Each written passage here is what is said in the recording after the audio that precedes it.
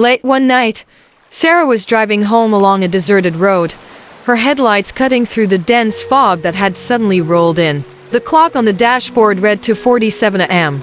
She wasn't sure how long she'd been driving, but it felt like hours. Her radio crackled with static, and a cold shiver ran down her spine. Suddenly, she saw a figure standing by the side of the road, a man in a tattered coat. She slowed down, her heart pounding. As she passed, she glanced at him in her rearview mirror. He was still there, watching her, his head tilted slightly, as if he were waiting for something. But then, something unsettling happened. The man began walking, not away from the road, but parallel to it, matching the speed of her car.